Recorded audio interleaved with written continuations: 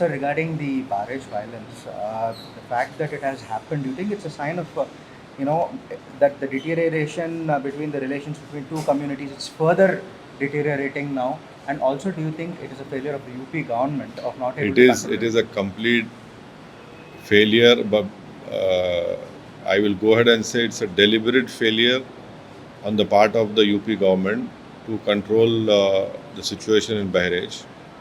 Yes, Gopal Mishra was shot to death. It's a murder. But at the same time, it is the responsible state government to ensure that any procession which takes place is done under their regulation. They are responsible for it to maintain peace and law and order, which they failed on that day. And then afterwards, subsequently, the burning down of shops, showrooms, hospitals, commercial establishments, which were done right under the nose of the administration, also tells you a clear-cut message that the hooligans and the unsocial elements which did carnage and which burned down all the establishments, they were not stopped. Thirdly, this so-called encounter which took place 70 kilometers away from the scene of offense of murder, they were taken over there to retrieve the weapon that was used. And then thirdly, the encounter which took place is in a different area from where this so-called weapons were unearthed. This has become the habit of Uttar Pradesh government led by Mr. Yogi Adityanath, that under their so-called thok do policy, they take people, either they are shot to death or they are injured. And then in this particular instance, two boys who were arrested, and then had these boys' sister not made that video and told the whole world that her brothers were arrested 4 a.m. From their house, and their arrest was also not shown. Had that video not been made by that lady, I don't know what would have been the fate of these two boys. But then a video comes out which says that these injured boys are being taken by the police, and then the police officer says कि तुमने ऐसा क्यों किया, तुमको नहीं करना चाहिए था. What sort of script writing is this? You know, it's a joke. And thirdly, all these shots on a particular place of their leg. You know, I just hope that someday the Sports Ministry of India takes these police officers to the Olympics. They definitely get more medals for India. So encounters will ruin the constitution. You have to run Uttar Pradesh or the country. The BJP is failing to understand this, that if you don't run the country on the basis of constitution, on the basis of rule of law, then it sends the wrong message that we don't need courts, we don't need BNS, we don't need law. If the government of the day becomes the judge, jury, and executioner, that does not speak greatness about that particular government. So these encounters should be stopped, and it is being used mainly against followers of one particular religion. That in itself sends a very wrong message.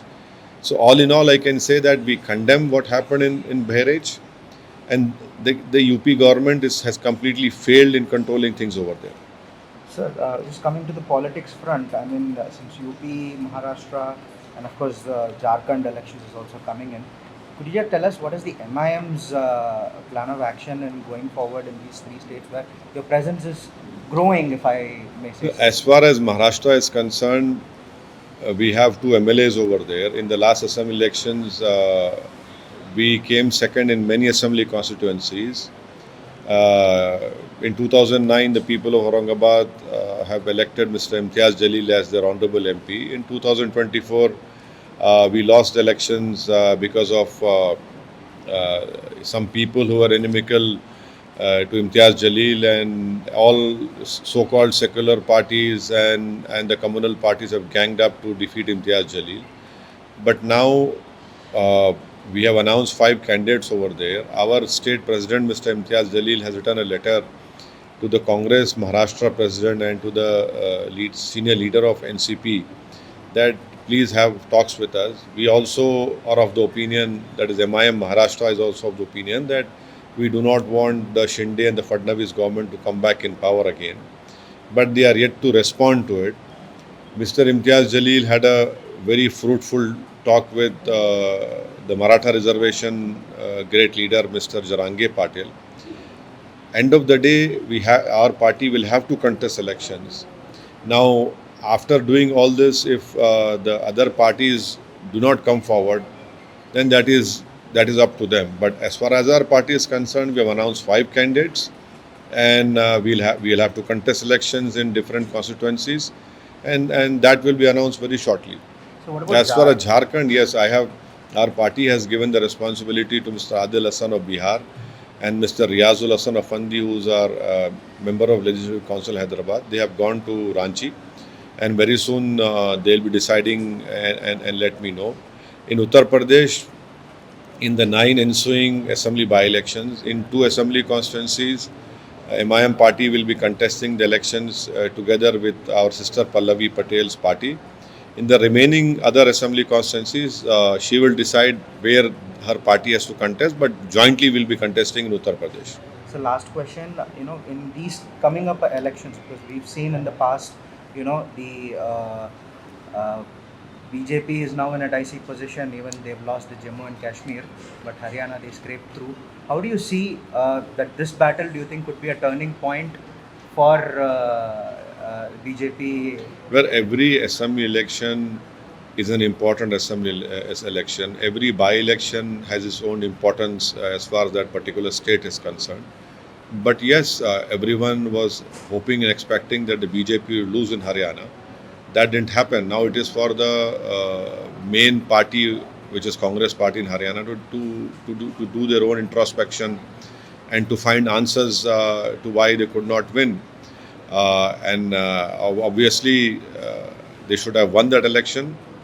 But because of their internal problems in their own party, the result had come different.